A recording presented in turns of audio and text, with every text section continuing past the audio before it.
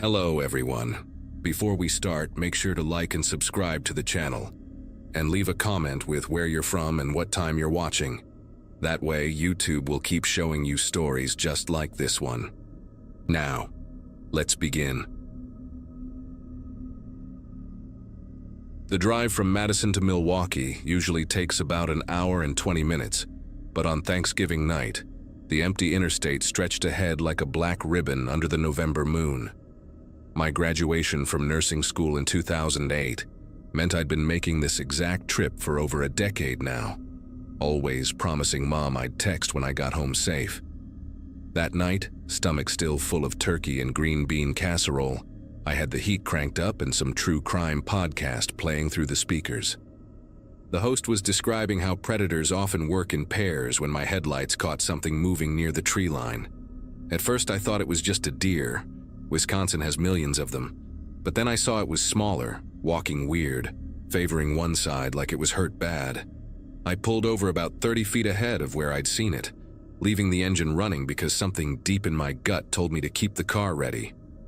When I cracked my door open, the dome light illuminated the shoulder, and there it was.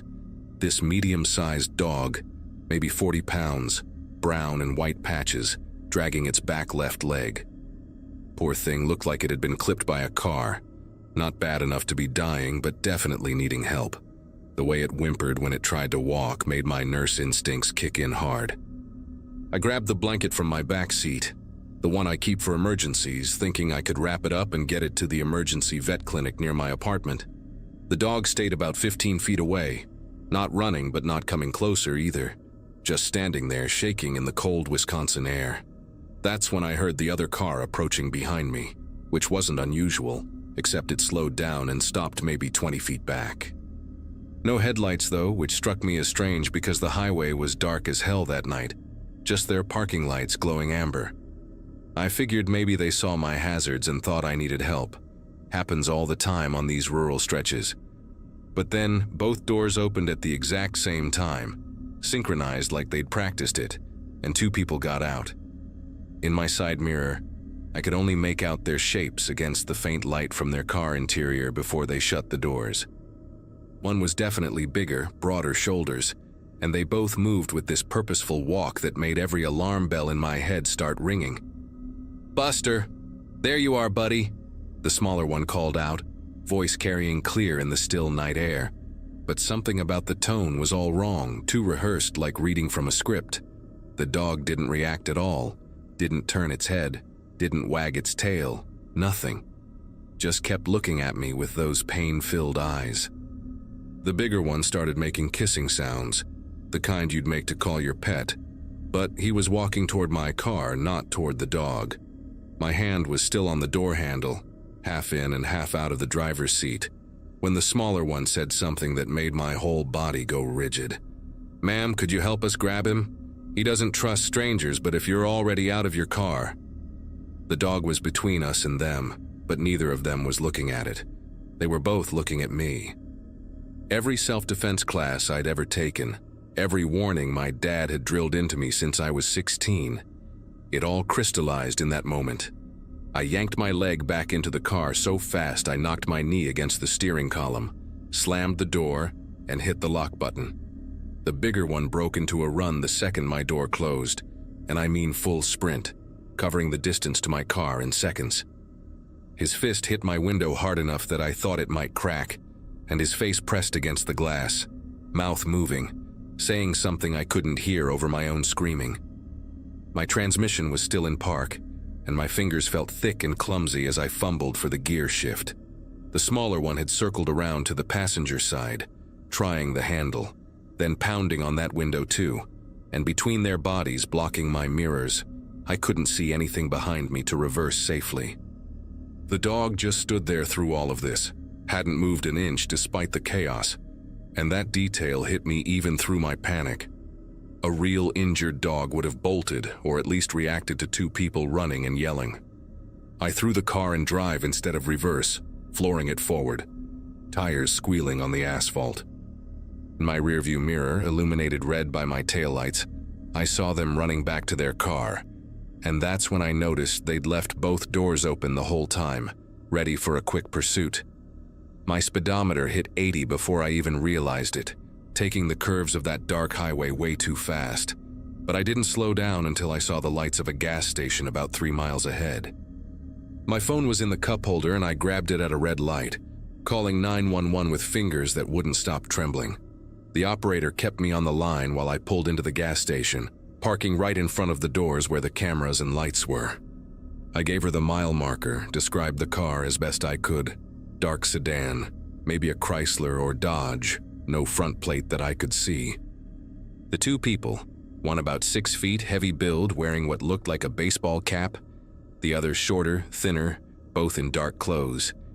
While I was talking, a highway patrol officer arrived at the gas station, apparently already in the area, and he took my full statement right there in the parking lot. He radioed for another unit to check that stretch of highway, then looked me straight in the eye and said something that made me want to throw up. "You did the right thing driving off." We've had 2 reports this month of a similar setup. Same area, fake injured animal near the forest. What really got me was when he asked about the dog's behavior, nodding when I described how it didn't react to them calling it or to the commotion. "Probably trained for this," he said, explaining that some people teach dogs to limp on command, reward them for staying still no matter what's happening around them. The thought of someone taking what could have been a sweet family pet and turning it into bait for God knows what made me sick. Another officer called in about 20 minutes later, said they'd found fresh tire marks where I'd described but no sign of the car or the dog. They increased patrols in that area for weeks afterward, but as far as I know, they never caught them. The officer gave me his card, told me to call if I remembered anything else or if I felt unsafe, and suggested I vary my routes home for a while. I didn't sleep that night, or the next 3 nights actually. Just kept replaying every second in my mind. The way they moved in perfect coordination, how the smaller one's voice had this fake concerned quality, like someone who'd practiced the line too many times. I started researching similar incidents online and found a rabbit hole of forum posts from truckers and late-night drivers across the Midwest. Same pattern in Illinois, Iowa, Minnesota, always rural highways, always between 10 p.m. and 2 a.m., always targeting women driving alone. Some posts described different bait scenarios, a person flagging for help whose partner hides in the ditch, abandoned baby carriers on the shoulder that are empty when you get close, even fake accident scenes. The consensus was that these operations usually involve human trafficking rings, targeting isolated victims on empty stretches where screams won't be heard and witnesses are non-existent. My mom called the next morning, casual as always, asking if I'd gotten home safe like she always did after family dinners. I couldn't bring myself to tell her what happened, just said yes, traffic was light, everything was fine. But I've told pretty much everyone else, especially women who drive alone, because that's the thing that haunts me most. If I hadn't kept my engine running, if I'd walked those extra 15 feet toward that dog, if I'd been just a little more trusting or a little less paranoid, I would have been another missing person case. They would have found my car on the side of the highway, door open, hazards still blinking, and no trace of where I'd gone. My family would have spent the rest of their lives wondering what happened between Madison and Milwaukee on a cold Thanksgiving night. The detective who followed up a week later told me something that explained why they probably chose that specific spot. The forest there connects to a maze of old logging roads, unmapped paths that lead deep into wilderness where nobody goes in winter. Perfect for moving vehicles unseen, for transferring victims, for making people disappear. He also mentioned that the timing wasn't random. Holiday nights when police are dealing with drunk drivers and domestic calls, when response times to rural areas are slowest. These people had clearly done their homework, studied patterns, knew exactly when and where to set their trap. The fake limp was probably practiced hundreds of times. The dog conditioned with treats and praise until it could hold that injured pose no matter what chaos erupted around it. I still drive that route to visit my parents, though now I take the longer way through town after dark, adding 20 minutes but buying peace of mind. Sometimes I wonder about that dog, whether it was stolen from someone's yard, purchased from a sketchy breeder, or raised from birth for this specific purpose. I wonder if those two people are still out there, maybe in another state now, setting up on some other dark highway with their well-trained decoy. But mostly I think about the women who might have stopped before me, the ones who didn't keep their engines running, who trusted their compassion over their instincts, the ones whose families are still searching, still hoping, still checking their phones for a text that says, "Made it home safe."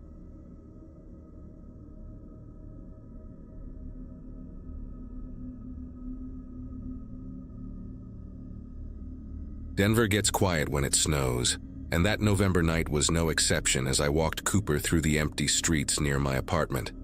My boots crunched against the fresh powder while Cooper, my golden retriever mix, pulled against his leash, nose buried in every interesting smell along Colfax Avenue.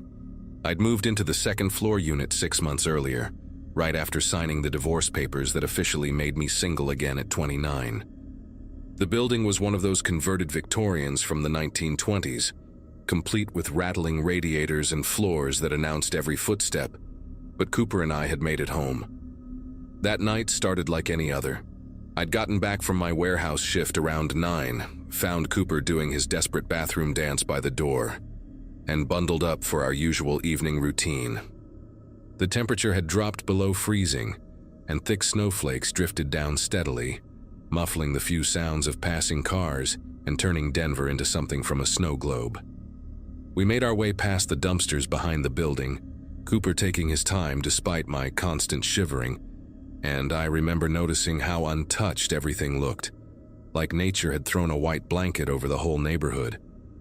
After Cooper finished marking his usual spots, we circled back to the front entrance, passing the old fire escape that clung to the side of our building like a skeleton.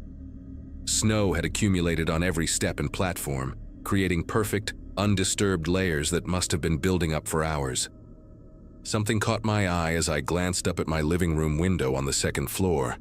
The curtains I always kept closed were parted slightly in the middle, creating a narrow gap where warm light spilled out into the darkness. Strange, I thought, but figured the old radiator must have kicked on and created enough air movement to shift the fabric. Cooper raced up the interior stairwell ahead of me, leaving wet paw prints on the threadbare carpet, while I trudged behind him, feeling every hour of my shift in my lower back.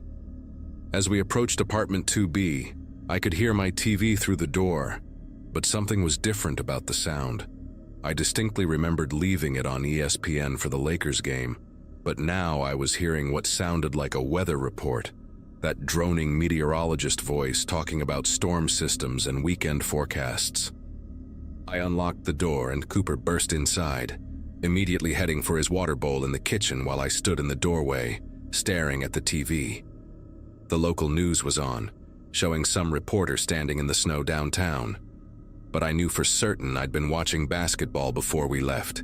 The remote sat on the coffee table exactly where I'd left it, and for a second I wondered if maybe the cable had glitched, or the game had ended early.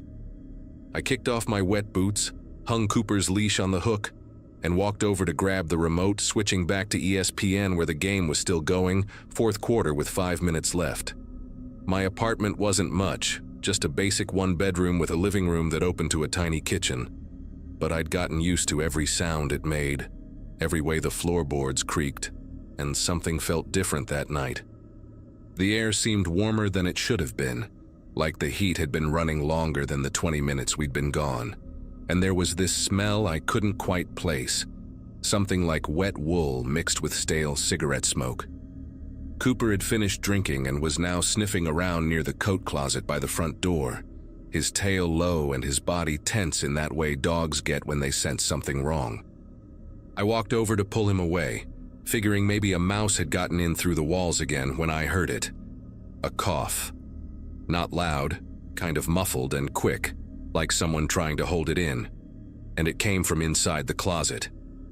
Every muscle in my body locked up, that primitive freeze response when your brain realizes danger before you fully process what's happening.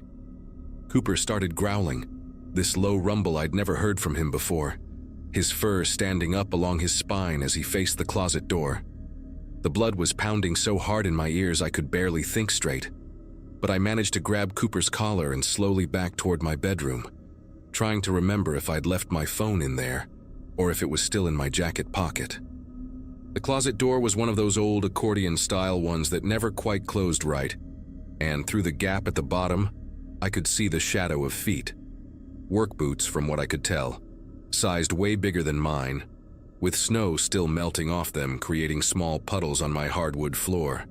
My brain went into this weird overdrive mode, simultaneously screaming at me to run, while also cataloging stupid details like how those puddles were going to warp the wood if they sat there too long. Cooper's growling got louder, more aggressive, and whoever was in that closet shifted their weight, making the door rattle slightly on its track.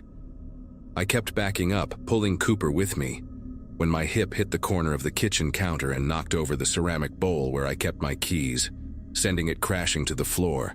The sound was like a gunshot in the tense silence, and immediately I heard movement from the closet, fast and deliberate, like someone preparing to come out. Without thinking, I yanked Cooper into my bedroom and slammed the door, turning the pathetic little push-button lock that wouldn't stop anyone determined to get in. My hands were trembling so bad I could barely pull my phone from my jacket pocket, nearly dropping it twice before managing to dial 911. While the phone rang, I pressed my ear against the bedroom door and heard heavy footsteps moving through my apartment, not trying to be quiet anymore, just walking around like they owned the place. The dispatcher answered, and I whispered as clearly as I could that someone had broken into my apartment and was still there, giving my address on Colfax Avenue twice because I was so panicked I wasn't sure if I was making sense. She told me units were on the way, to stay where I was, stay on the line, but all I could focus on was the sound of my kitchen drawers being opened, the metallic sliding noise they made, and knowing exactly which drawer held my kitchen knives.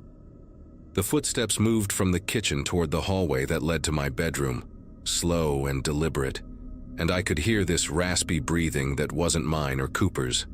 I grabbed the baseball bat I kept beside my bed, a leftover from my softball league days, and positioned myself between Cooper and the door, trying to control my own breathing so I could hear better.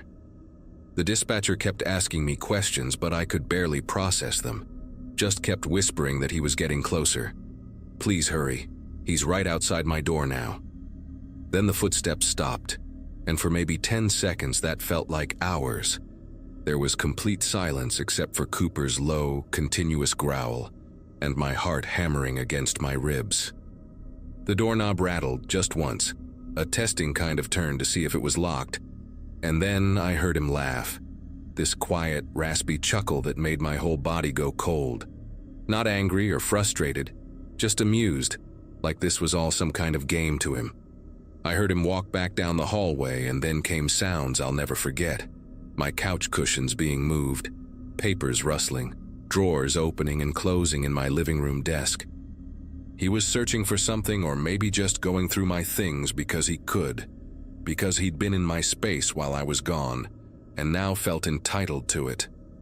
The dispatcher said police were 3 minutes out, but 3 minutes feels like a lifetime when there's only a thin door and a useless lock between you and someone who broke into your home. Through the bedroom window, I could see the snow still falling steadily, the fire escape outside covered in white, just like I'd seen it from the ground, except now I realized those perfect, undisturbed layers I'd noticed earlier had been a lie. He must have brushed the snow back into place after climbing up, covering his tracks, which meant he'd put thought into this, planned it, watched me leave with Cooper before making his move. Suddenly I heard sirens in the distance getting louder, and the sounds from my living room stopped immediately.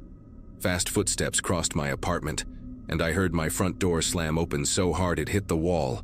I stayed frozen in place, bat still raised, Cooper pressed against my legs, listening to those heavy boots running down the interior stairs.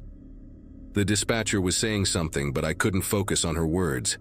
Just waited until the sirens were right outside my building before I finally unlocked my bedroom door with shaking fingers. My apartment looked like a tornado had gone through it. Every drawer pulled out, cushions thrown around, papers scattered across the floor. The closet door hung open, and inside I could see where he'd pushed aside my coats to hide, the hangers still swaying slightly. There were wet boot prints everywhere, leading from the window to the closet, then throughout my apartment and finally out the front door that still stood wide open. 2 cops showed up first, both younger guys who seemed almost as nervous as I was, followed by an older detective who took one look at the scene and immediately called for the crime scene unit. They found where he'd jimmied my living room window from the fire escape, the lock completely broken, wood splintered around the frame. The detective, a woman named Reeves who had this calming way of talking, explained that there'd been a string of similar break-ins in the neighborhood, always during snowstorms when footprints would be covered quickly, always targeting second-floor apartments with fire escape access. What made me different, she said, was that I'd come home while he was still there. The others had been out for hours, returning to find their places ransacked. They collected fingerprints from the window frame and closet door, took photos of the boot prints before they dried completely, and had me walk through to see if anything was missing. My laptop was still there, my TV, even the cash I'd left on my dresser, which made everything worse somehow, knowing he wasn't after my things but something else, maybe just the thrill of being in someone else's space. Detective Reeves found something I hadn't noticed in my panic, a half-eaten sandwich on my kitchen counter, made with my bread, my turkey, my mustard, with a bite taken out of it like he'd been having a casual lunch. Next to it was an open beer from my fridge, mostly empty, condensation still beading on the bottle. The violation of it hit me harder than the ransacked drawers. This person had made themselves at home, eaten my food, drank my beer, probably sat on my couch and watched my TV while I was walking Cooper in the snow. She bagged everything for evidence and mentioned they'd found similar scenes at other break-ins. The intruder always helping himself to food, always leaving that signature half-eaten meal behind like some kind of calling card. Cooper hadn't left my side since the police arrived, pressing against my legs whenever anyone moved too suddenly, and I knew he'd sensed the danger before I had, tried to warn me with his body language that something was wrong with that closet. They caught him 5 days later, trying the same thing 3 blocks away at another Victorian conversion. The homeowner had installed a security camera after hearing about the break-ins, and it caught him clear as day, climbing the fire escape during another snowstorm. Gregory Watts was his name, 43 years old, had been living in his car since getting evicted 6 months earlier. Detective Reeves called to tell me they'd found items from all the break-ins in his car, including a notebook where he'd written down addresses, schedules, details about the residents. My entry was there. 2B Colfax, single male, dog, walks 9:30 p.m. most nights, works late shift. He'd been watching us for weeks, learning our routine, waiting for the perfect snowy night. The court gave him 18 months and I got a victim notification letter saying he'd be eligible for parole in 9. I moved out the next month, found a place on the ground floor with better locks and no fire escape, though Cooper and I still do our evening walks. But even now, whenever it snows, whenever I come back to find something slightly out of place, a curtain shifted, or a cushion moved, I think about that cough from the closet and check every door, every window, every hiding spot before I can breathe normally again.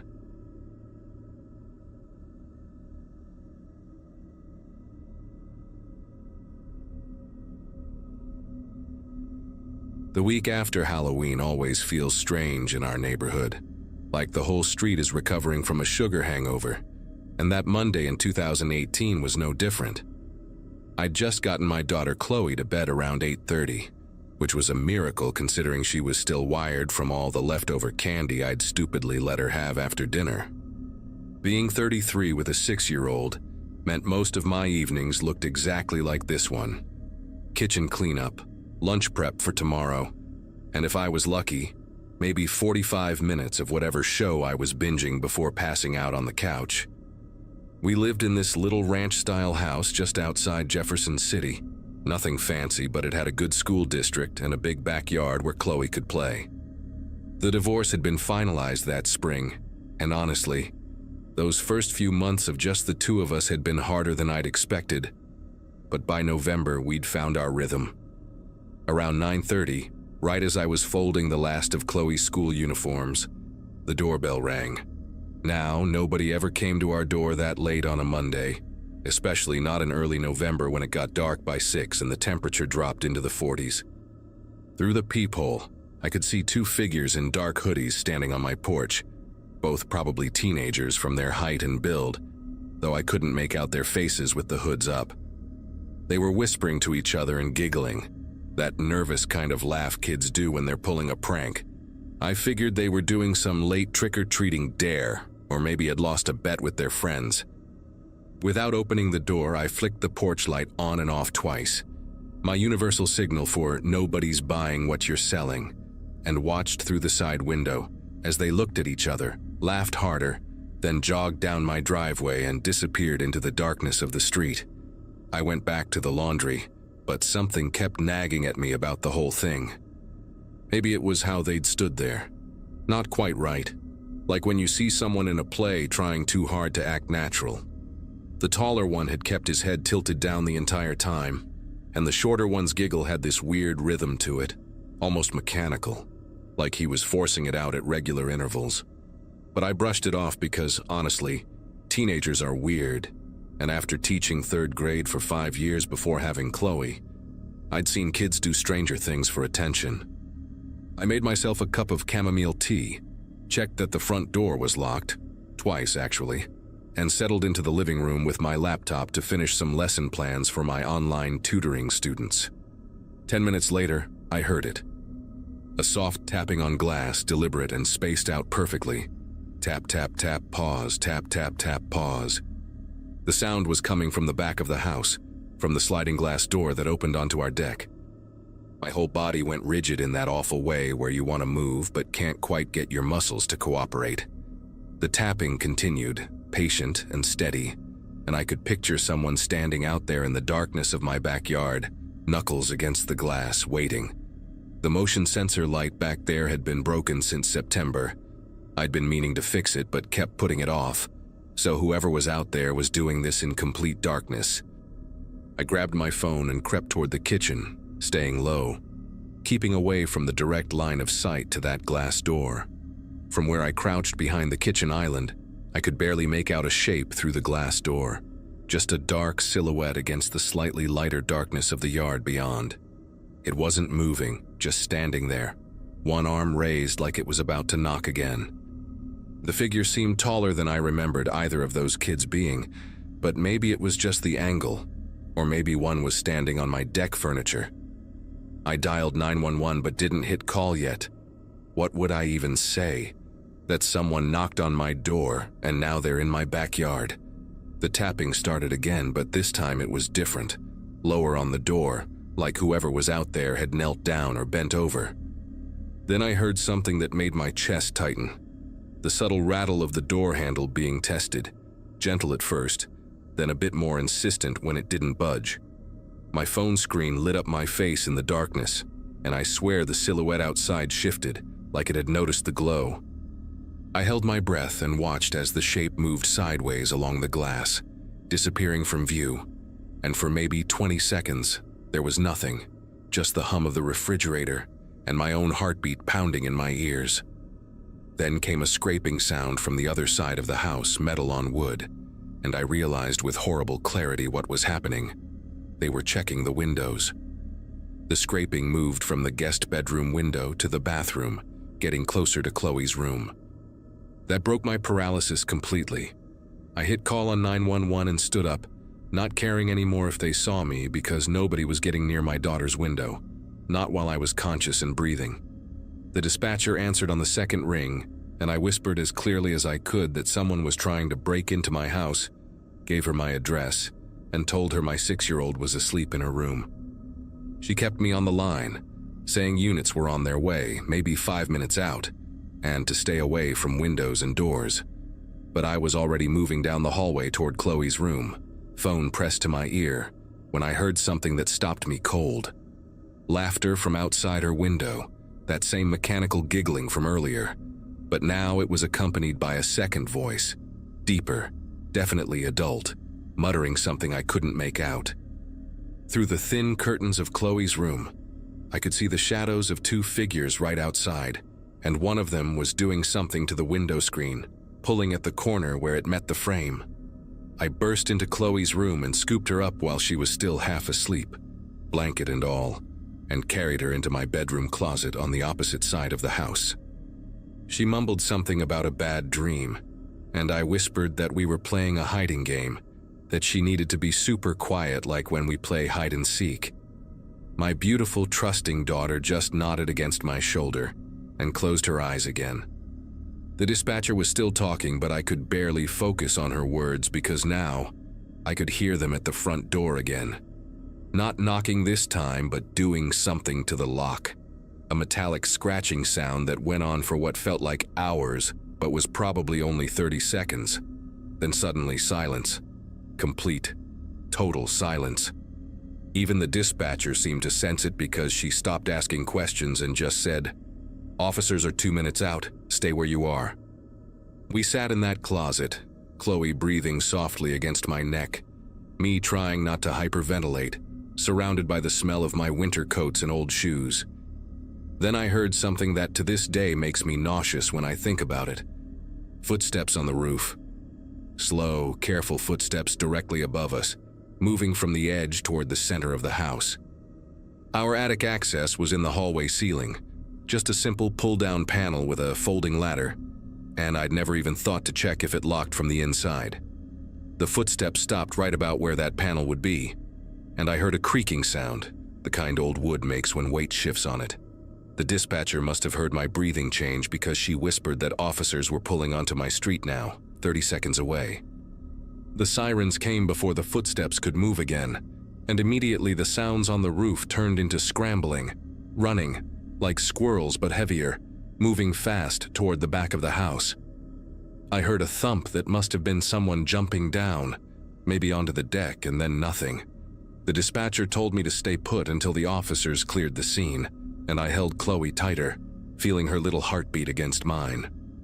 When the police finally gave the all clear and I carried Chloe back to her bed, she was completely asleep, unaware of how close we'd come to something terrible. The officers found footprints in the flower bed below her window. The screen had been cut with what looked like a box cutter, and there were scratch marks on the front door lock, like someone had tried to pick it with amateur tools. But here's the part that still keeps me up at night. The reason I'm sharing this story now, years later, after we've moved to a different state entirely. The next morning, one of the officers came back with a detective, and they asked to see my security camera footage. I'd forgotten about the camera completely. My ex had installed this cheap wireless one by the front door the previous year, and honestly, I rarely checked it. We pulled up the app on my phone and scrolled back to the night before, and what we saw made the detective immediately call for additional units. The first person at my door, the shorter one I'd thought was a teenager, was wearing what looked like a rubber Halloween mask, one of those old man ones with wrinkled skin and wispy gray hair. But it was the taller figure that made everyone in the room go quiet. It was definitely an adult man, probably in his 40s, wearing a teenager's face mask, the kind that just covers the front of your face with elastic bands. The video showed him pulling something from his pocket while the other one rang the doorbell. It was a roll of duct tape. The detective told me they'd been tracking similar attempts in 3 other neighborhoods around Jefferson City that week, always targeting single mothers, always using the same method of sending the masked decoy to the front while the man tried to find another way in. They caught them 2 days later trying the same thing at a house in Fulton, about 20 miles away. The man turned out to be a registered sex offender from Arkansas who'd been violating his parole, and his accomplice was his 19-year-old nephew who he'd convinced to help him. When they searched the man's van, they found zip ties, tape, rope, and a journal with addresses and notes about the routines of different women and their children.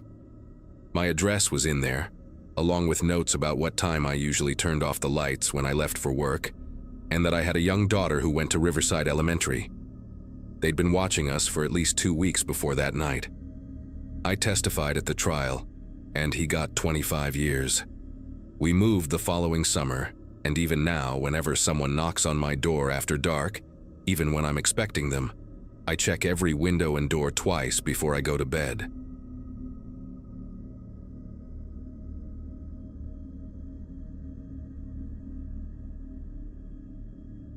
November always felt heavy in our town, like the air itself was tired from holding up all that gray sky.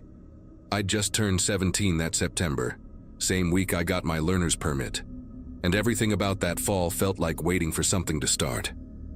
My best friends Garrett and Jenna lived on the same cul-de-sac as me, had since we were in elementary school, and we did everything together. That Saturday night, first weekend of November, the Andersons down on Birchwood were throwing their annual post-Halloween bonfire, the one where everyone brought their leftover candy, and Mr. Anderson told the same ghost stories he'd been telling since we were kids. We went every year, mostly for the tradition now, watching the younger kids jump at the scary parts while we roasted marshmallows and talked about college applications. The fire was dying down around 11 when we decided to walk home, taking the long way through the neighborhood, because none of us wanted the night to end yet. The streets were empty except for a few porch lights and the occasional jack-o'-lantern still glowing on someone's steps, most of them already soft and caving in on themselves.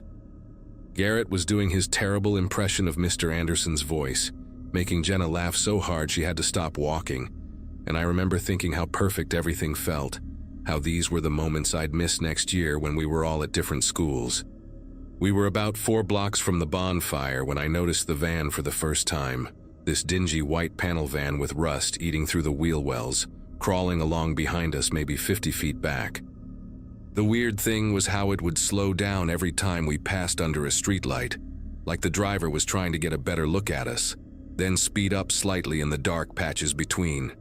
Garrett was still goofing around, hadn't noticed anything, but Jenna caught my eye and I could tell she'd seen it too. The way her shoulders got tight and she moved a little closer to us. Tried to keep my voice casual when I suggested we cut through the park, thinking maybe the van was just heading the same direction by coincidence. But when we turned onto Sycamore, the van turned too, keeping that same creepy distance. The engine made this low, rumbling sound, not quite healthy, like something was loose under the hood, and I could hear it getting louder and softer as the driver played with the gas pedal. Jenna grabbed my arm then, her fingers digging in through my jacket, and whispered that we should call someone. But who were we going to call? Our parents would freak out, maybe ground us for walking home so late, and we weren't even sure if anything was really wrong yet. The van had tinted windows in the back, completely dark, and the front windshield reflected the streetlights in a way that made it impossible to see who was driving. Garrett finally caught on that something was happening, stopped his joking mid-sentence when he turned and saw the van rolling along behind us. No headlights on now, just these dim orange running lights that made it look like some kind of predator with glowing eyes. We started walking faster without really discussing it, our sneakers scuffing against the sidewalk in this awkward rhythm as we tried not to run but couldn't help speeding up. The van sped up too, engine growling louder, and then did something that made my whole body go rigid with fear. It pulled ahead of us suddenly, maybe 100 feet, and turned into a driveway on the right side of the street, killing all its lights completely. The house it had pulled into was dark, no cars in the driveway except for the van now, and I knew the family that lived there, the Carters, had gone to Florida for a week because their daughter was in my chemistry class, and she'd been complaining about missing the bonfire. The van just sat there in the shadows next to their garage, engine ticking as it cooled, waiting for us to walk past. We stopped dead in the middle of the sidewalk, the 3 of us breathing hard even though we hadn't been running yet, and I could hear Jenna's teeth chattering even though it wasn't that cold. Garrett suggested we cross the street and go back the way we came, but before we could move, the van's reverse lights flashed on, these harsh white rectangles in the darkness, and it started backing out of the driveway, slow and deliberate. The driver had turned the engine back on but kept the headlights off, and the van was rolling backward down the street toward us, weaving slightly like the driver was watching us in the side mirror instead of looking where they were going. That's when we ran, all 3 of us at the same time, no discussion needed, just pure instinct taking over. We cut hard left through someone's yard, my foot catching on a garden hose and nearly sending me face first into their lawn gnome collection, Jenna pulling me up by my elbow as we scrambled between 2 houses. Behind us, I could hear the van's engine roar as it accelerated. tires squealing as it tried to turn around in the narrow street, and then the sound of a car door slamming that sent ice through my veins. We burst into the backyard of a house I didn't recognize, motion sensor floods blazing to life and lighting us up like we were on stage, and Garrett was already pulling out his phone, his hands fumbling with the passcode. The backyard connected to another street through a gap in the fence, and we squeezed through, splinters from the old wood catching on our clothes, ripping Jenna's jacket sleeve. I could taste copper in my mouth from running so hard, and my legs felt disconnected from my body, like they belonged to someone else who just happened to be carrying me along. We were on Oakmont now, at least 6 blocks from where the van had been, and Garrett finally got through to 911, practically shouting our location into the phone while we crouched behind someone's SUV. The operator kept asking him to slow down, to explain what was happening, but how could we explain something that sounded so paranoid when you said it out loud? A van was following us. The driver turned around to chase us. We were hiding now behind a random car, praying the van wouldn't cruise down this street next.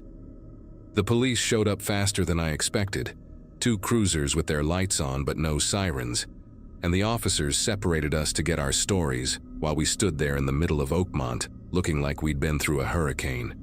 My officer, this older guy with a thick gray mustache who introduced himself as Officer Brennan, actually believed us right away, didn't give us any grief about being out late or suggest we were imagining things. He radioed the description of the van to other units, then drove us around the neighborhood in the back of his cruiser, asking us to point out exactly where everything had happened. When we got to the Carter house where the van had pulled in, there were fresh tire marks in the driveway, deep grooves in the gravel where it had reversed hard, and Officer Brennan took photos with his phone, measured the wheelbase with a tape measure from his trunk. He said something into his radio about checking camera footage from the ATM at the bank on Sycamore, which would have captured any vehicle passing that intersection. About an hour later, while we were sitting in the police station waiting for our parents and drinking hot chocolate that tasted like chalk, Officer Brennan came back with this expression on his face that made my chest tighten all over again. They'd found the van, he said, abandoned in the parking lot of Westfield Middle School, still warm, driver's door hanging open. The weird part was what they found inside.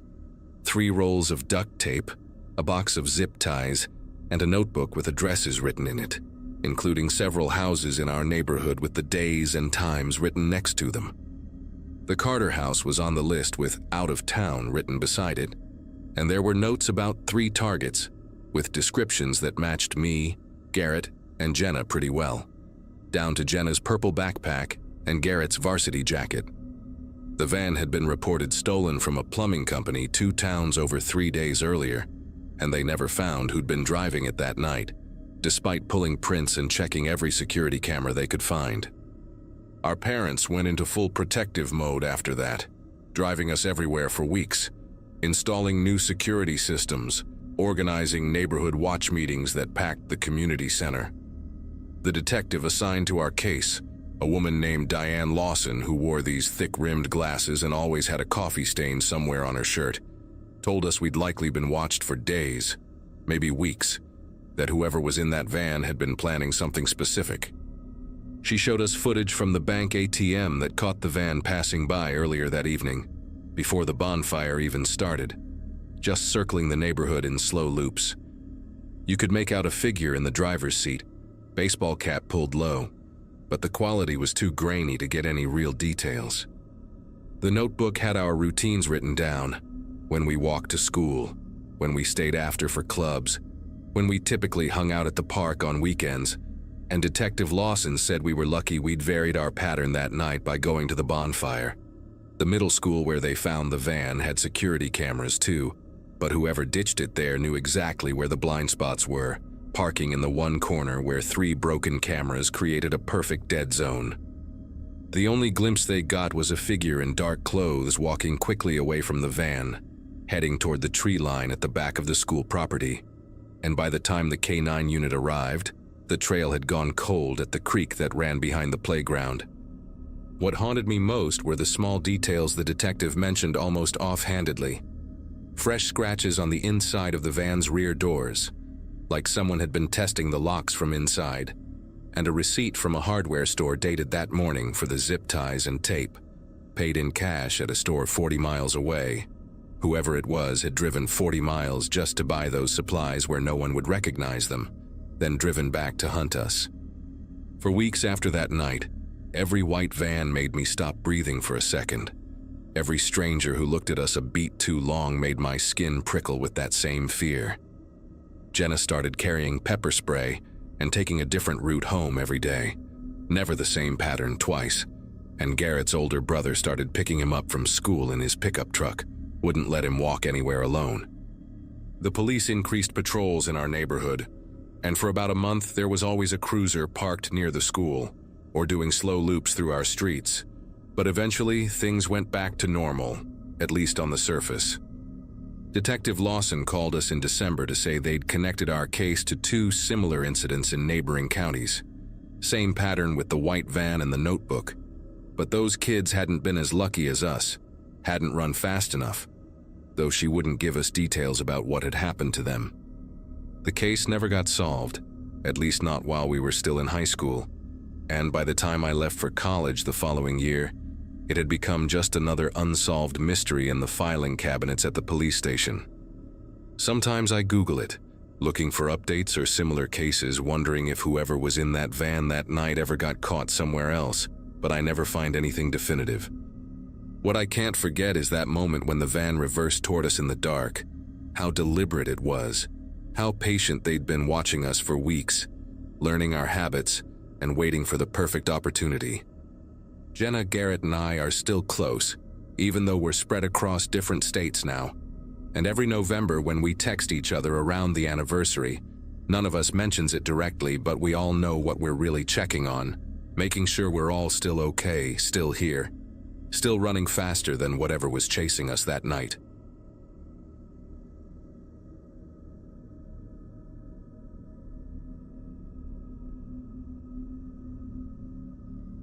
Snow was coming to Plattsburgh that Monday, and I could smell it in the air when I stepped onto my porch with my morning coffee.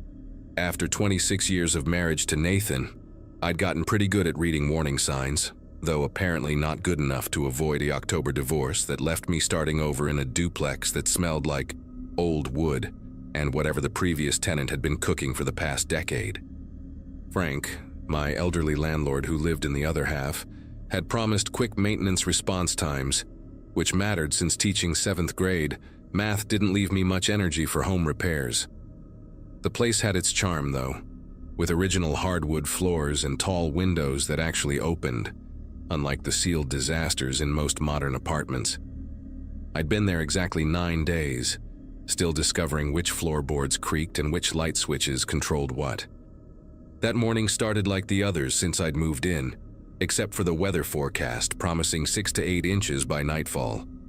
I stood in my living room, watching the sky turn that sick yellow color that precedes every upstate storm, when I heard this weird scraping noise from below. Real faint, almost like fingernails on concrete, but steady and deliberate. I got down on the floor, pressed my ear against the cold wood and listened.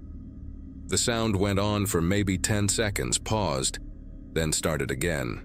The heating had just kicked on, so I figured it was probably the old pipes doing their thing, or maybe Frank was organizing something in our shared basement. He'd mentioned he kept holiday decorations down there. I finished my coffee, grabbed my stack of ungraded tests, and drove to school through streets that were already emptying out in anticipation of the storm. School let out early at 1:30 because of the weather, and by the time I pulled into my driveway, thick flakes were already coating everything. Frank's car was gone, which wasn't unusual since he mentioned he spent Mondays at his daughter's place in Malone, about an hour west.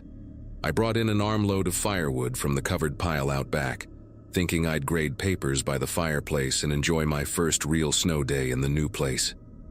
But when I walked through the front door, I noticed something immediately wrong.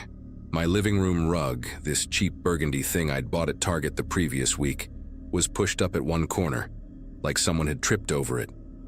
I specifically remembered straightening it that morning after catching my toe on the edge, and there was this smell, really subtle but definitely there, like unwashed clothes mixed with something else I couldn't identify. The scraping sound started again while I was standing there with my arms full of firewood, and this time it was louder, more insistent. It was definitely coming from directly beneath the living room, right under where I was standing. I dropped the wood on the couch and went to the basement door in the kitchen, flipping on the light switch at the top of the stairs. The single bulb down there barely illuminated anything beyond the wooden steps. I called out, asking if Frank was down there, even though I knew his car was gone. No response, but the scraping stopped immediately, like whatever was making the noise had heard me. I stood there at the top of those stairs for probably a full minute, listening to nothing but my own breathing and the tick of snow hitting the kitchen windows. Every instinct told me not to go down there alone, but I kept thinking about how Frank would react if I called him at his daughter's house over what was probably just a raccoon or some pipes that needed adjusting. I grabbed a flashlight from the junk drawer and made my way down, each step creaking under my weight. The basement was exactly what you'd expect from a house this old.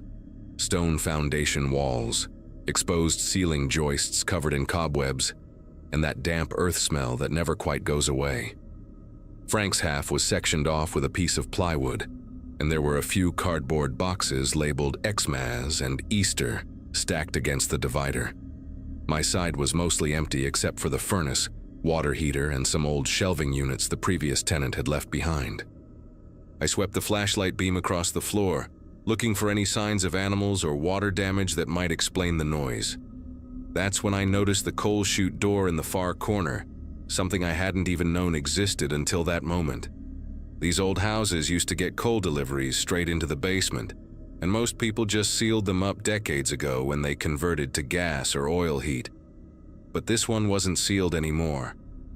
The metal door, maybe 2 feet by 2 feet, was hanging open about 6 inches, and there were fresh scratch marks on the concrete floor leading from it toward the center of the basement. I walked closer, my flashlight beam shaking slightly, and that's when the smell hit me full force. Body odor, stale food, and something sickly sweet like overripe fruit. I pulled the door open wider and aimed my light inside.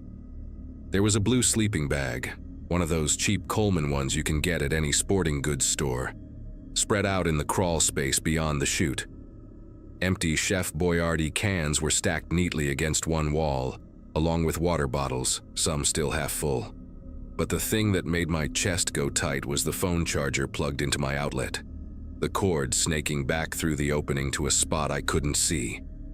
Someone had been living in my basement, probably had been there before I even moved in, and they were still coming and going through that old coal chute that opened up near the bushes on the side of my house. I backed away from the coal chute so fast I knocked over one of the empty shelving units, the metal crash echoing through the basement. My phone was upstairs, and suddenly that seemed like the stupidest thing in the world, coming down here without it. Turned to run back up the stairs and saw something that made me stop cold. There were footprints in the dust on the concrete floor, fresh ones that weren't mine, leading from the coal chute to the stairs. Not just one set either, but multiple tracks going back and forth, some of them made by bare feet. The most recent ones, still sharp and clear in the dust, went right up to the basement door I'd just come through. This person, whoever they were, had been walking through my kitchen, my living room, probably standing right behind me while I slept on the couch that first week after moving in, too exhausted to make it to my bedroom. I ran up those stairs faster than I'd moved in years, slammed the basement door behind me, and dragged a kitchen chair under the doorknob. My phone was on the counter, and I called 911 with fingers that wouldn't stop trembling. While I waited for the police, I stood at my front window watching the snow pile up, wondering if whoever had been living beneath my floors was out there somewhere, watching me back. The dispatcher stayed on the line, asking me questions I could barely answer because I kept thinking about all those nights I'd heard the house settling, all those mornings I'd found things slightly out of place and blamed my post-divorce brain fog.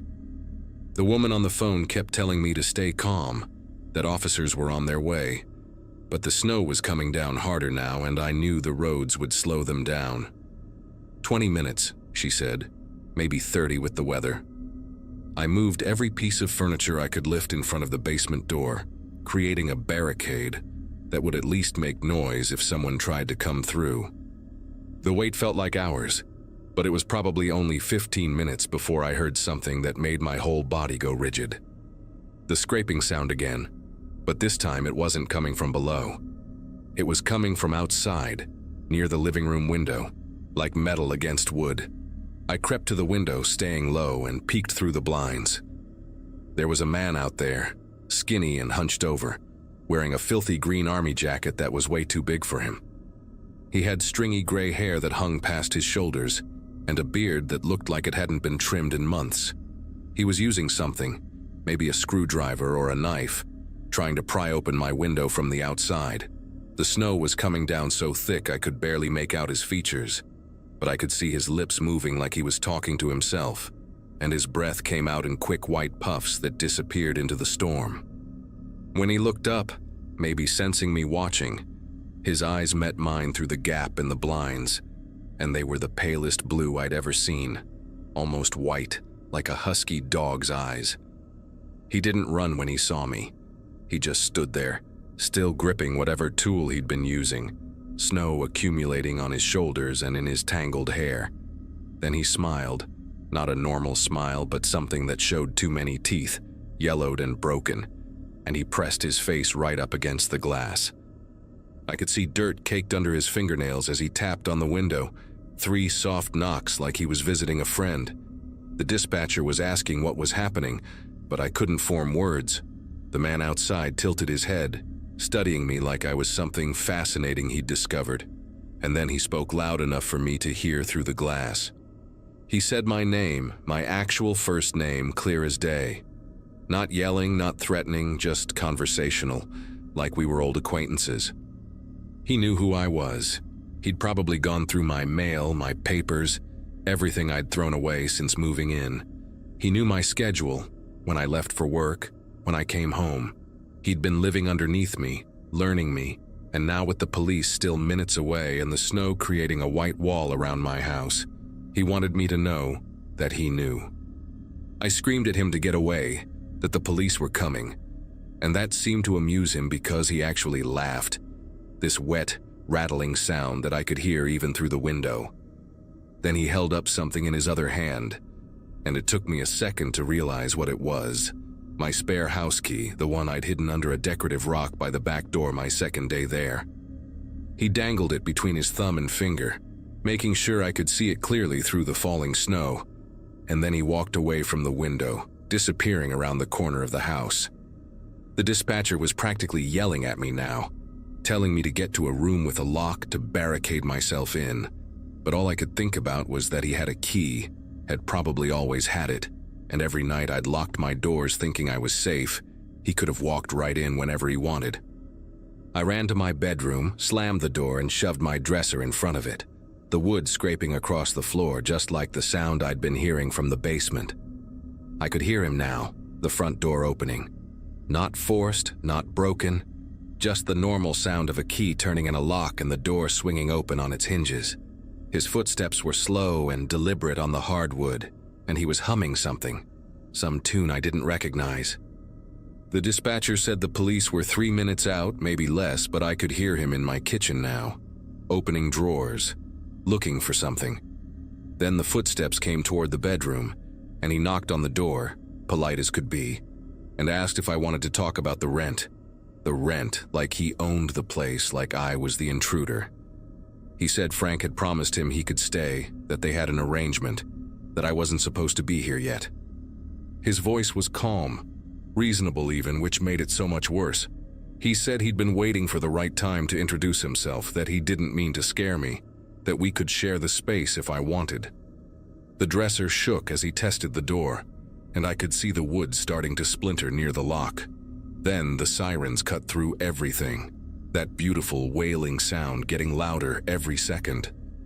The pressure on my bedroom door stopped immediately, and I heard his footsteps retreat fast across the living room. The front door slammed, and through my bedroom window I watched him sprint through the snow toward the tree line behind the house, that oversized army jacket flapping behind him like wings. The police found me still barricaded in my bedroom, and it took 3 officers to convince me it was safe to move the dresser. They searched the basement, documented everything. The sleeping bag, the food, a notebook filled with observations about my daily routine written in pencil, even sketches of me sleeping on the couch. They found where he'd been getting in and out through the coal chute, the outside opening hidden behind an overgrown juniper bush that Frank apparently hadn't trimmed in years. The man's name was Howard Pelletier, a local who'd been in and out of psychiatric facilities for decades. Frank's nephew recognized him from the description and said Howard used to do odd jobs for Frank years ago, back before his mental health completely deteriorated. They never caught him that night. The snow covered his tracks within an hour, and he knew those woods better than anyone. But they boarded up the coal chute, changed all my locks, and a patrol car sat outside my duplex for the next 3 nights. I moved out the following week, stayed with my sister in Albany until I found a new place. This time a modern apartment on the 3rd floor with proper locks and a security system. Frank tried to keep my security deposit, said I broke the lease, but I had a lawyer friend write him a letter that changed his mind real quick. I heard from another teacher months later that Howard turned up at a homeless shelter in Burlington when the weather got bad in January. The police arrested him there, and he went back to a psychiatric facility, though for how long I never found out. I still teach at the same school, still grade papers in the evening, but now I live in a place where every sound has an explanation, where footsteps belong to neighbors I know by name, and where the only thing under my floor is another apartment with a young couple who play their music too loud on weekends. And that's fine by me.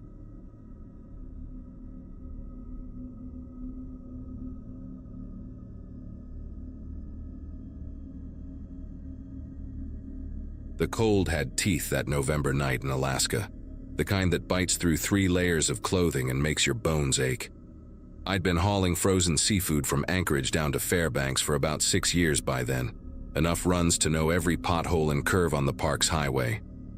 My rig, a beat-up Peterbilt that had seen better days sometime during the Clinton administration, was parked at a pull-off near mile marker 147, one of those spots truckers use when the official rest areas are full or too far away.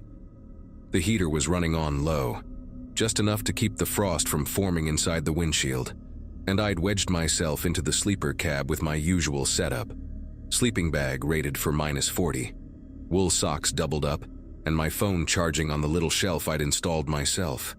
Outside, the darkness was absolute, that special kind of black you only get when you're 50 miles from the nearest town, and the clouds are covering whatever stars might be brave enough to shine. I remember checking my watch right before falling asleep, one of those habits you develop when your life revolves around delivery schedules and hours of service regulations. The green digits showed 9:47 p.m., which meant I could get a solid 6 hours before I needed to start rolling again to make my morning drop-off. The last thing I heard was the tick-tick-tick of the engine cooling down, metal contracting in the cold, a sound as familiar to me as my own heartbeat.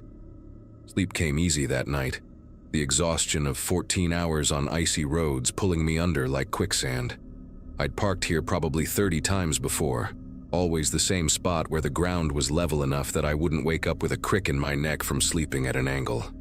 Other truckers knew about this place too, but tonight I was alone, just my rig and the occasional groan of wind pushing against the trailer. The knocking started at 1:14 a.m. according to that same watch when I jolted awake. 3 measured raps on the driver's side window, not frantic but deliberate, like someone calmly trying to get your attention at a store counter. My first thought was another trucker, maybe somebody who'd blown a tire or needed jumper cables. Happens more than you'd think out here. I sat up in the dark, my breath fogging in the cold air, and fumbled for the little LED flashlight I keep velcroed to the wall. The knocking came again, same pattern. 3 steady knocks that echoed hollow against the glass. Through the sleeper cab's small window, I could barely make out a shape standing beside my door, just a dark outline against the darker night. The person stepped back when they saw me moving, giving me room to climb forward into the driver's seat. When I clicked on the flashlight and aimed it through the window, the beam lit up a man's face that I'll never forget. Not because it was scary or deformed or anything like that, but because it was so perfectly ordinary except for one detail. He was sweating. Here was this guy, standing in -20 weather, wearing just a flannel shirt and jeans. No coat, no gloves, and there were actual beads of sweat running down his forehead. He had sandy hair cut short, maybe mid-40s, clean-shaven. The kind of face you'd see at any hardware store or gas station and forget 5 minutes later. But that sweat, it was wrong, like seeing someone sunbathing in a blizzard. He smiled when the light hit him, raised his hand in a little wave, and mouthed something I couldn't hear through the glass. I cracked the window maybe 2 inches, keeping my hand on the gear shift out of habit, ready to fire up the engine if needed. "Hey there, friend," he said, and his voice was steady, casual, like we were meeting at a barbecue instead of a frozen pull-off in the middle of nowhere. "Sorry to wake you, but my car died about a quarter-mile back, just around that curve. Battery's fine, engine turns over, but she won't catch. Think it might be the fuel line freezing up. Happens all the time up here, right?" He wiped his forehead with the back of his hand, and I watched the sweat immediately freeze into tiny crystals on his skin. "I was wondering if you could help me push it, get it rolling downhill a bit. Sometimes that's all it takes to get the fuel flowing again. 2 strong guys like us shouldn't take more than 5 minutes." His eyes never left mine the whole time he talked, not blinking much, just steady eye contact that felt rehearsed somehow. The thing about truckers is we help each other out. It's an unwritten rule of the road.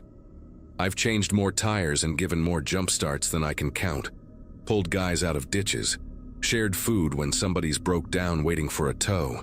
But every instinct I developed in 20 years of driving was screaming at me that something was wrong with this picture.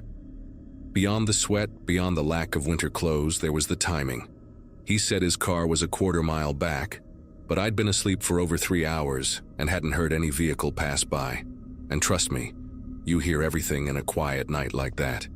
The gravel crunches, the engine noise carries, especially around curves where people tap their brakes. Plus, if his car really wouldn't start, how was pushing it going to help with a frozen fuel line? That's not how engines work, and anybody who drives in Alaska knows that. "Where's your coat?" I asked through the crack in the window, watching my breath turn to ice crystals in the air between us. The question seemed to catch him off guard for just a second, his smile flickering like a TV losing signal, before coming back full strength. "Left it in the car," he said, laughing a little. "Stupid, I know, but I was so frustrated when she died that I just started walking. Figured I'd find help quick. Been walking for maybe 20 minutes now, worked up quite a sweat actually. Come on, man. I'm freezing out here despite how it looks. My wife's gonna kill me if I don't make it home tonight. Got my daughter's recital tomorrow, she's playing violin, first chair." He pulled out a wallet, started showing me a photo through the window. But in the dark, with just my flashlight, all I could see was the reflection on the plastic sleeve. I kept the window cracked, but didn't move to open the door, and I could see his patience starting to wear thin, though he tried to hide it. His jaw muscles tightened just a bit, and he shifted his weight from foot to foot, not like someone cold, but like someone getting ready for something. "Tell you what," I said, trying to sound helpful. "Let me call you a tow truck. I've got good cell signal here, and there's a 24-hour service out of Cantwell. They could be here in maybe an hour." I reached for my phone, making a show of it, but kept my eyes on him. That's when his whole demeanor changed, like dropping a mask. The friendly smile disappeared, replaced by something flat and calculating. "No need for that," he said, his voice different now, lower, more insistent. "Just need you to step out for 5 minutes. Your truck will be fine, I promise. Just need some help pushing, that's all." That's when I saw it, just a glimpse in my side mirror, movement behind my trailer, maybe 30 feet back. Another person trying to stay in the shadows, moving slowly along the passenger side of my rig. The man at my window must have seen my eyes flick to the mirror because he immediately knocked harder, trying to get my attention back. "Hey, come on, buddy, don't leave me hanging here. Alaska rules, right? We help each other out." His hand went to his pocket, and I didn't wait to see what he was reaching for. I cranked the engine, and the Peterbilt roared to life, diesel smoke billowing black in the cold air. The man jumped back from the door, and in my passenger mirror, I saw the second person sprint away from my truck, heading for the tree line. I slammed the truck into gear and hit the air release, the brakes hissing like angry snakes. The man was shouting something now, but I couldn't hear it over the engine noise, didn't want to hear it. As I pulled out, my headlights swept across the pull-off, and that's when I saw their vehicle, tucked behind a cluster of spruce trees where I hadn't noticed it before. A dark pickup truck with the engine running, exhaust visible in the cold, a third person sitting in the driver's seat. No broken down car, no mechanical trouble, just 3 people who'd been waiting in the dark for someone to stop. I gunned it onto the highway, checking my mirrors constantly for the next 10 miles, my heart hammering so hard I could feel it in my throat. My CB radio was crackling with static, and with shaking fingers I switched to Channel 19, the truckers' channel, to warn anyone else who might be heading that way. The chatter on the CB that night is what really made everything sink in. About 40 minutes after I'd gotten back on the road, still jumpy at every set of headlights in my mirrors, I heard another driver, handle was Kodiak Bear, talking about something that happened at the Broad Pass rest area, maybe 15 miles from where I'd been parked. A driver had stopped to use the facilities, left his rig running like we all do in winter to keep the diesel from gelling, came back to find 2 men inside his cab. They'd beaten him pretty bad when he tried to stop them, left him on the ground with a concussion and broken ribs while they took off with his truck and $50,000 worth of electronics he'd been hauling to Fairbanks. The state troopers found the truck 6 hours later, abandoned and stripped clean off a logging road. Kodiak Bear said the driver was lucky to be alive, that the temperature had dropped to -30 that night, and if another trucker hadn't found him 20 minutes later, he would have frozen to death right there in that rest area parking lot. I made my delivery in Fairbanks the next morning, barely slept for the next 3 nights, kept seeing that sweating face at my window every time I closed my eyes. Filed a report with the troopers, described everything I could remember, but they said, without a license plate or better description of the vehicle, there wasn't much they could do. The officer I talked to, a woman who'd been working the highways for 15 years, told me I'd probably saved my own life by trusting my instincts. She said these kinds of setups were getting more common, groups targeting long-haul truckers because we often carry valuable cargo and always have diesel fuel, which sells good on the black market. The sweat on that man's face still bothers me when I think about it, and I finally figured out why he was sweating in that cold. Adrenaline, pure and simple. He was pumped up for violence, ready to do whatever it took to get me out of that cab. Now I sleep with a crowbar next to my bed in the sleeper, and I never crack my window for anyone at night, no matter how legitimate their story sounds. That pull-off at mile marker 147 is still there, but I never stop at it anymore. I'd rather drive an extra hour tired than park in that particular darkness again.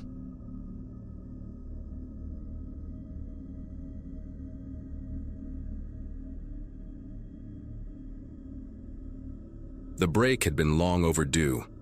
Weeks of back-to-back meetings, constant messages, and the kind of exhaustion that makes every day blur together had started to eat away at me. When an ad for a digital detox retreat appeared on my laptop screen late one night, the idea sounded perfect. A quiet lodge tucked somewhere in the Oregon countryside. No screens, no distractions, just time to recharge.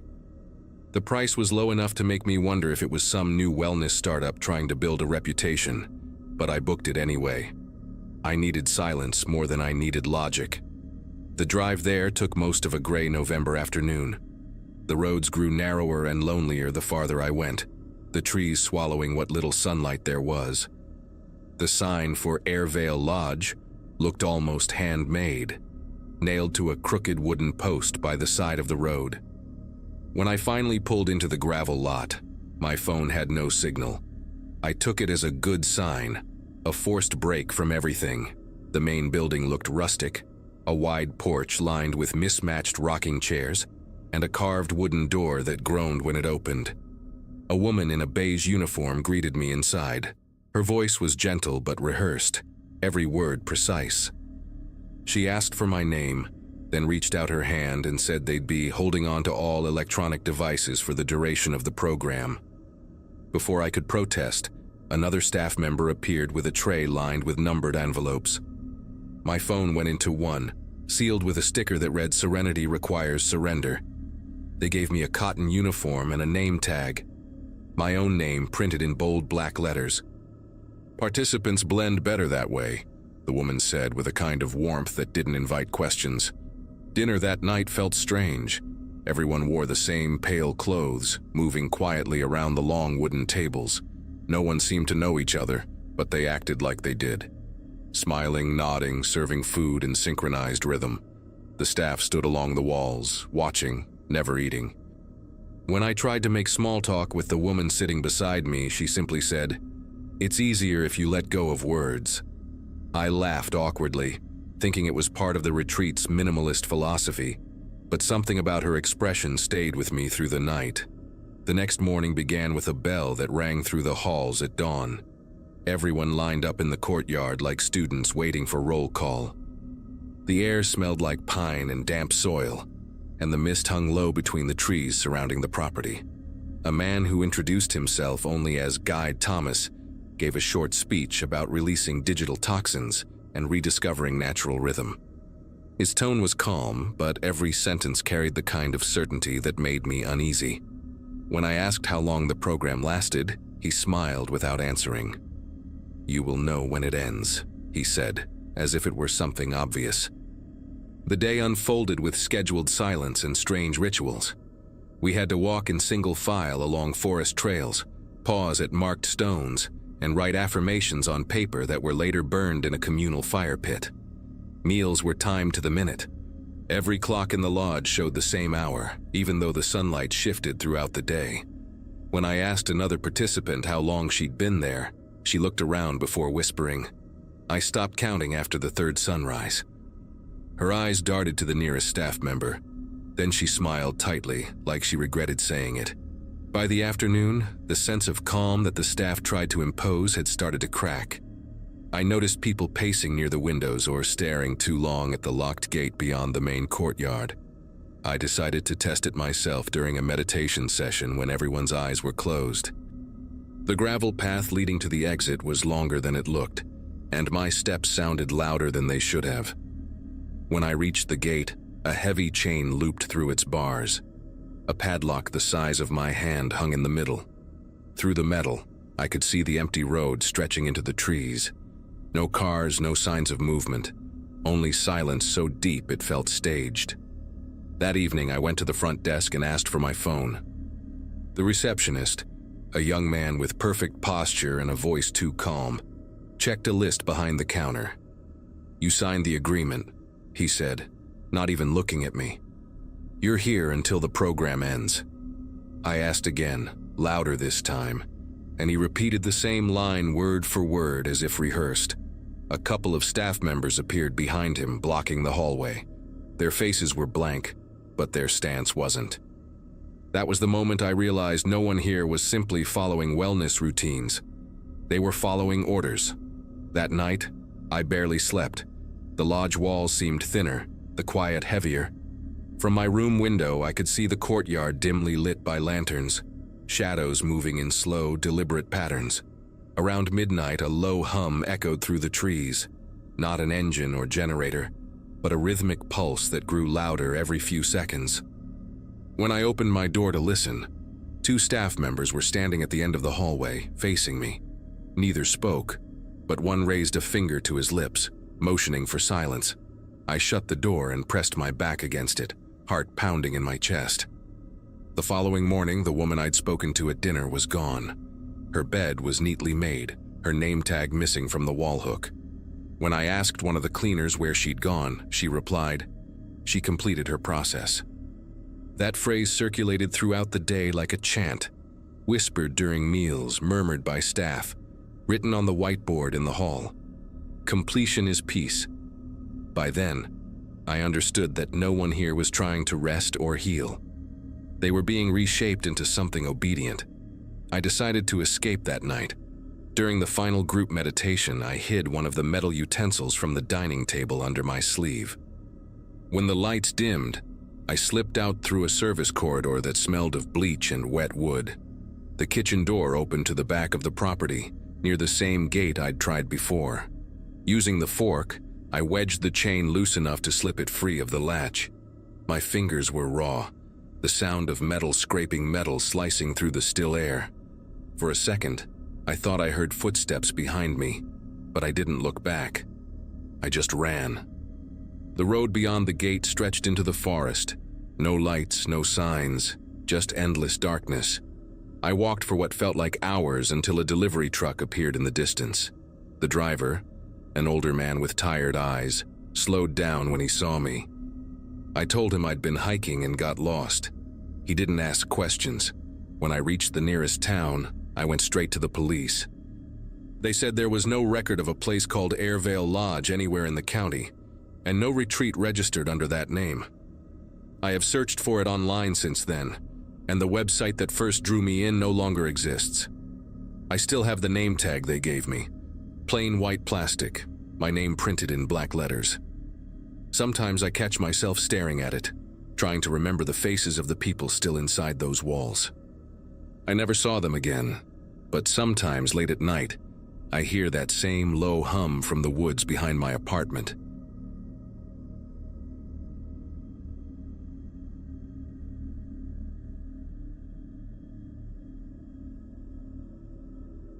The coast feels different once the tourists are gone.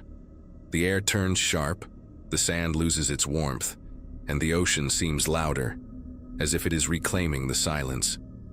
I had taken a last-minute freelance gig, planning to spend a quiet November in a small beach house outside a fishing village in Maine. The owner's photos showed weathered shingles, pale blue shutters, and a wraparound porch that faced the sea. It looked like the kind of place where time slowed down, exactly what I needed to finish a photo series before the snow came. The house itself stood a few miles from town, down a narrow road lined with pines. The front steps creaked under my boots as I carried my gear inside. It smelled faintly of salt and old books, the kind of musty comfort that hinted at years of damp air. The layout was simple. Kitchen and living room downstairs, 2 bedrooms on the main floor, and a staircase that ended at a locked door labeled storage only. The host had mentioned that the upper floor wasn't in use, so I didn't think much about it then. That first day passed quietly. I spent the afternoon walking along the dunes, catching the late sunlight breaking through thick clouds. When night came, the wind began to howl through the cracks in the window frames. The house groaned and shifted with every gust, but there was something peaceful about it. I made tea, edited a few photos, and fell asleep on the couch with the faint hiss of the ocean outside the window. Sometime in the middle of the night, a sound woke me.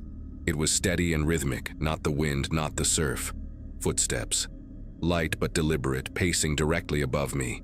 I sat up, the couch springs creaking beneath me, and listened. The steps moved slowly from one end of the ceiling to the other, then stopped. My brain tried to rationalize it. Maybe pipes, maybe the house settling, but then a faint tune drifted through the air. Music. Something old, scratchy, like a record playing from another room. I turned off the lamp and held my breath, trying to locate the source of the sound. The melody had a strange quality, a waltz maybe, though the notes seemed warped and distant, like it was being played from behind thick walls. I checked the time. It was close to 3 in the morning. I finally grabbed my flashlight and climbed the stairs. Each step made the old boards groan under my weight. When I reached the door, the music stopped. The silence that followed felt heavier than the dark around me. I tried the handle. It did not budge. Locked. From the inside. I knocked softly, half expecting someone to answer, half hoping no one would. Nothing. My pulse hammered in my ears as I pressed my ear to the wood.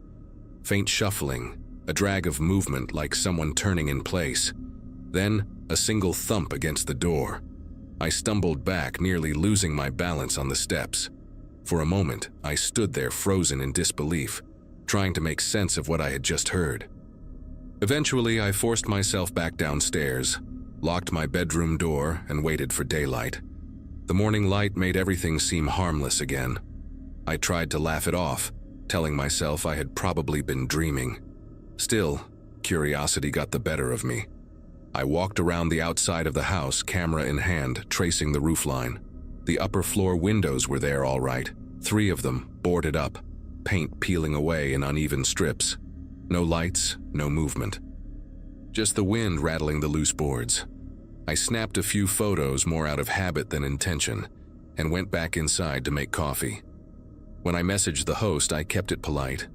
I asked if anyone might have been doing maintenance upstairs, mentioning the music. The reply came quickly. The house doesn't have an upstairs anymore. It was destroyed in a fire years ago. I stared at the screen, rereading it. I could still hear the footsteps in my head, the pattern of them, deliberate and human. I wanted to argue, to ask for proof, but something about the certainty in their message stopped me. Instead, I typed a short thank you and set the phone face down on the counter. That evening, I avoided going near the stairs. I cooked dinner with the radio on just to drown out the creaks of the house. Around midnight, the wind picked up again, carrying the smell of seaweed and smoke through a gap in the window frame. I sat in the living room, scrolling through my camera roll, when something caught my attention. One of the exterior shots I had taken that morning. In the reflection of an upstairs window, behind the warped glass, there was a faint outline of a person. The shape was blurred, but there was no mistaking it. Someone had been standing there, watching. Sleep was impossible after that. I kept the lights on and stayed by the window until dawn. The next morning, I decided to check the attic space from the outside again. The boards over the windows looked undisturbed, but when I touched the edges, flakes of charcoal rubbed off on my fingers. Beneath the wood, the smell of burnt plaster seeped out, faint but distinct. I followed the scent around the back of the house and found a small hatch hidden under the eaves, sealed with rusted nails. It looked like no one had touched it in years. I packed my things that afternoon, told the host I had a family emergency, and left before the sky darkened. As I drove away, I glanced once in the rearview mirror. The upstairs windows were still boarded, but for a moment I could swear one of the boards shifted slightly, just enough for a sliver of darkness to peer through. I didn't stop to look again. I reached the main road and kept driving until the ocean was only a whisper behind me. Weeks later, when I developed the last roll of film, one photo came out that I didn't remember taking. It was the interior of a narrow hallway, wood-paneled, scorched at the edges, and at the far end, a gramophone stood in perfect condition, the needle resting on a spinning record. I still do not know how it appeared among my shots, but I boxed up that film and never touched it again. Sometimes, when the wind is high, I can still hear that same warped waltz playing in my head.